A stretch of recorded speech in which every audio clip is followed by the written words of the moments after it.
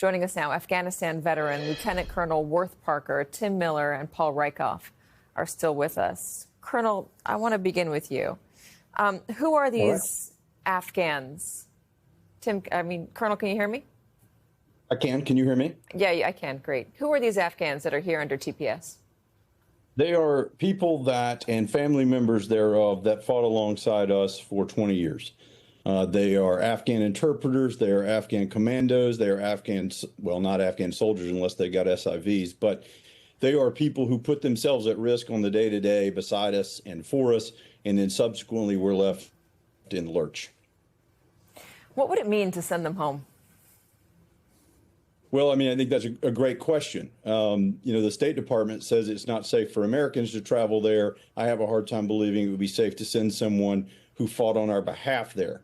I talk to people who talk to people in Afghanistan. I don't have the capacity to talk to any of the people that I knew there. And it's far from a garden state.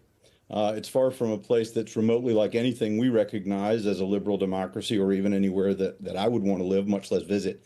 I fail to see how it's a safe place to send people who've been here for 4 years now, children who have grown up here, children who have become titular Americans, at least culturally, if not as citizens, although many of them are in that process as well, how it's safe to then send them back to a country that would be struggling to be called third world. Have you had any conversations with any of them on this news?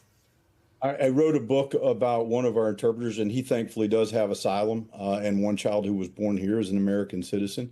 I talked to him. I had dinner with an Afghan interpreter in Washington, D.C.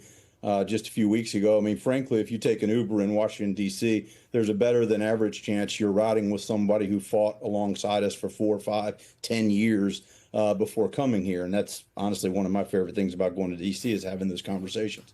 But I've talked to them, and they talk to their family members who are still there. And life is grim in Afghanistan for people who didn't wear our uniform. Paul. It's a death warrant. It's like sending June Osborne from The Handmaid's Tale back to Gilead. I mean, these are people who have stood with us on the front lines and sacrificed for us and thought they were safe here. And now we're pulling that out from under them and jeopardizing their lives, our international standing around the world. It's hugely detrimental to our ability to get allies to stand up with us in the future. And it's a disgrace. It's another moral shame, courtesy of Kristi Noem, who thinks that Afghanistan is safe. It's ridiculous. It's shameful. And it's going to cost lives. What is the motivation to revoke this status, Tim? Look, they're trying to intimidate people. They don't want people coming into this country, I guess, except for the white Afrikaners. And so doing this in situations that create segments like this, frankly, is part of their objective. Like they want people to self-deport. They don't want people coming to this country. It is frankly just directly the ethos of Stephen Miller and of the MAGA nationalists in the Trump administration. And, look, I think this one in particular is just so shameful. I think it's horrible, our treatment of Venezuelans, people fleeing communism in Venezuela. Like the idea that Republicans would want to punish people who are fleeing communism is crazy to me. But in this case, as Lieutenant Colonel brought up, a lot of these folks put their lives on the line for us already. Like these interpreters, I've had the pleasure of meeting a couple of them. My colleague Will Selber is a big advocate for this community. And look, they're doing their best to assimilate here, to live lives, like to bring their families, go to church, support the community, drive an Uber. Like the idea that we're going to send these folks back to Afghanistan, it makes no sense. And so the only way to make it make sense from a policy standpoint is the fact that this administration is ideologically rigid about the fact that they don't want people coming into the country. They want the borders closed. And secondly, that they want to intimidate people who are here either on visas or illegally and try to encourage them to self-deport. And so that's what they're doing. Is that how you see it, that this is just a messaging thing? Don't come here? I mean, do you get that out of saying to these 9,000 Afghanis or Afghans, just, we don't want you here any longer. It's safe enough under Taliban rule to go back? I'll be honest with you. I take my role as a retired military officer really seriously. And you don't want to get into politics. avoid policy. But Yeah. what I will say is I didn't know I was going to be on TV when I woke up this morning, so I reached out to an assemblage of veterans and intelligence officers that I know, and one of them said to me, "This is a moral injury issue, and I want my soul back." I we fought alongside these people, and you could argue we were fighting for Afghanistan, or you could argue that we were fighting because of Afghanistan, but it really doesn't matter, because when I visited them up at Fort Lee in the 9 months after they arrived here, and I walked those streets, I was walking with people that I had seen in combat, which was more than 99.5% of our nation felt compelled to do in the 20 years following 9/11. So whether they were thrust into those conditions or not, the fact that they stepped up and fought alongside us means a lot to me.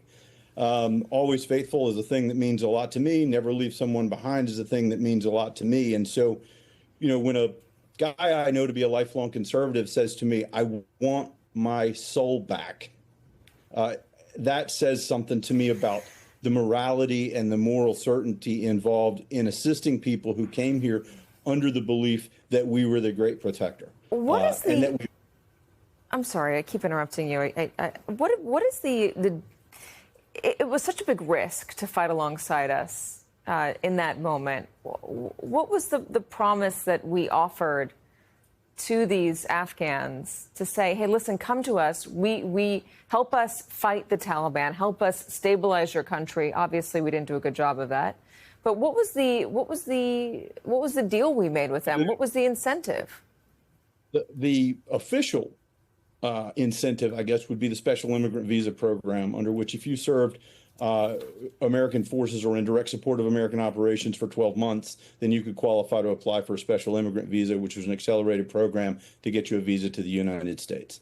In the case of the friend of mine who I wrote about in a book called Always Faithful, he had 9 months working directly for some Americans. He had another 12 that got lost in the shuffle, and so he ultimately had to, thankfully successfully, apply for asylum. But the promise was that you would get an accelerated visa to come here, and that obviously then you could do what anyone else with a visa has done. You could apply for lawful permanent resident status, you could apply for a green card, etc. And I think that's an important facet to acknowledge. I think it's also important to acknowledge that the screening that was done in August of 2021 and subsequently was the most thorough immigration screening that's been done on any group coming into America. I'm a security-minded guy. If someone needs to go away because they present a threat to the United States of America, fine. I don't lose any sleep over that. But I do lose sleep over the idea of a kid who was 4 years old when they got spirited out of Kabul in the middle of the night with everything they owned on their tiny back, now being told, "Hey, thanks for playing. We're going to send you and the rest of your family home."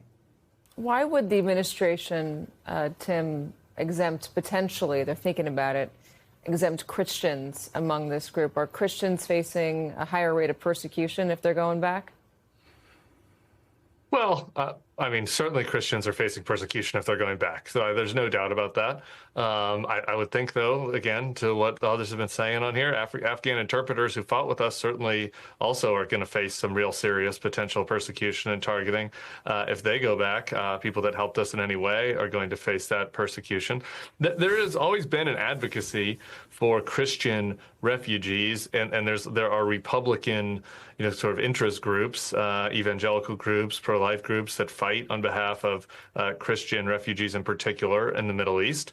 And there's nothing wrong with that in a vacuum, right? I mean, there are a lot of Christians in the Middle East and across Asia that are persecuted in some of these countries, and we should welcome them. But it's like, if we're just going to give an exception for them, and we're just going to bring in the white Afrikaners, I mean, it's not hard to read between the lines here about what the message is being sent. I mean, this isn't about safety and security. Like, it's one thing, again, I agree with Lieutenant Colonel, like, if we're going to vet individually, people, and we're going to vet the Christians and vet the Muslim refugees, and there's some of them, for whatever reason, there's some security concern, okay. But to give a blanket to one group, I mean, I don't even know what their post facto rationalization for that would be, other than, religious and racial bias.